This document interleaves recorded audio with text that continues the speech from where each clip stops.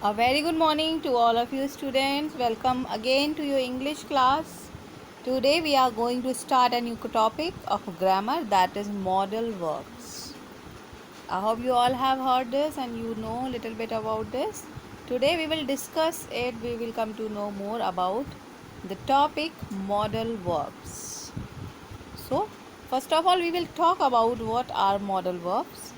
Modals, also called as modal verbs, modal auxiliary verbs, modal auxiliaries, are especially verbs which behave irregularly in English. Irregular, not regular.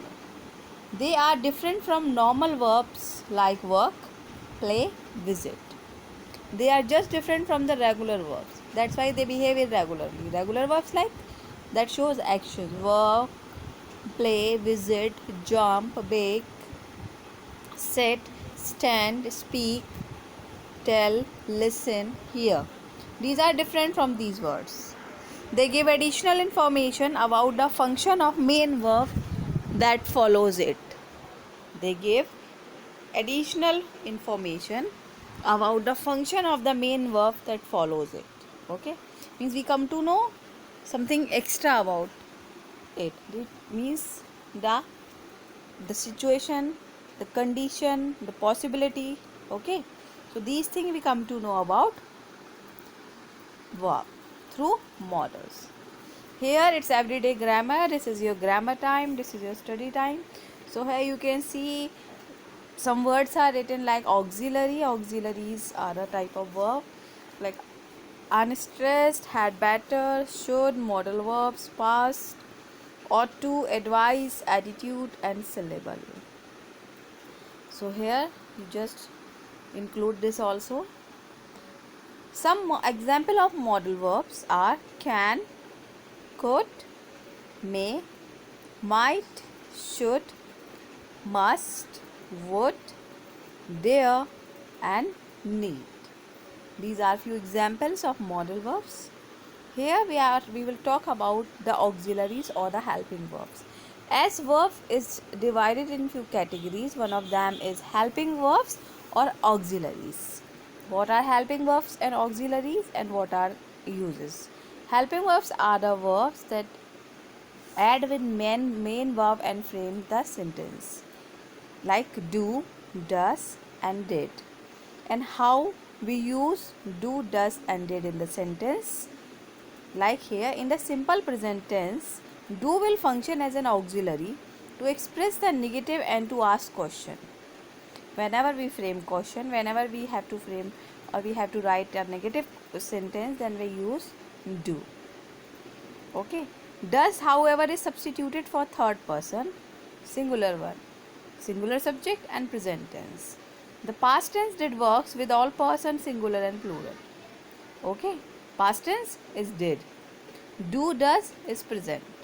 So do, does come with a sentence to express the negative and to ask question. Did is the past one and we use did with all persons like singular or plural, but does we use in present for the singular one and did we and do we use with the plural one. Okay, moving to the next one.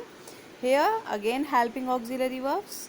Helping auxiliary verbs, I have told you that the verbs that use with the main verb and they have no meaning on their own.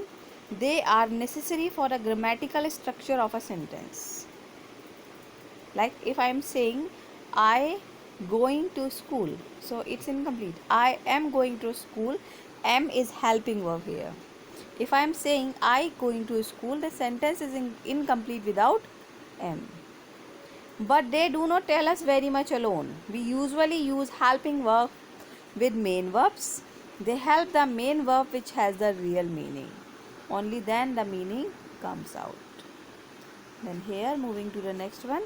Modals and auxiliaries we were talking about. Modal auxiliaries verbs or modal verbs are also known as helping verbs. As the last name suggests, they help the main verb of the sentences. These are the information about the auxiliaries and the modal auxiliaries that we are doing it one by one. Here some of the modal verbs are probability, that shows probability, ability, permission, request, offer and invitation, suggestions and obligation, can and could, may and might, will and would, will have and would have, models with have. These are some of the actions or some of the things that were shown. Now here you can see some of the models, some of the verb. We also use them to do things like talk about ability, ask. Here we are talking about can't. And then here this is the first slide. Now the modal verbs are can, may, must, shall, will. Past tense of can is could, past tense of may is might, shall is should, will is would. We use modals to show if we believe something is certain, possible or impossible. Like my keys must be in the car. It might rain tomorrow. That can't be Peter's coat. It is too small. We also use them to do things like talk about ability, ask permission and make request and offer. Okay, like here we also use that to make request and offers. I can't swim. May I ask a question? Could I have some tea please? Would you like some tea? So here is telling about the model. The uses are here with examples. Okay, moving to the next one. Probability. Some of the verb shows probability, because here I would like to mention one more fact before that. Probability, they can be used when we want to say how sure we are that something happened, is happening and will happen. We often call these model of deduction or speculation or certainty or probability. Okay, sometimes we used to show that, and sometimes what is happening will happen or happened, we show through this model of deduction or speculation or certainty or probability. We used to show that, like it is snowing, so it must be very cold outside. It's snowing. See, probability, it's snowing. Certainty, yes, if there will be snow then it must be very cold outside. I don't know where John is. He could have missed the train. This will can't be right. Euro 200 for 2 cups of tea. It's too much. So this is not right. This can't be right, he is saying. Next, modals are different from normal verbs. How? Here is a list. First of all, we will have a look on that. Then we will talk about modals. Modals are different from normal verbs. They don't use an S for the third person singular. They make questions by inversion. Like she can go becomes can she go, by inversion, by changing the place.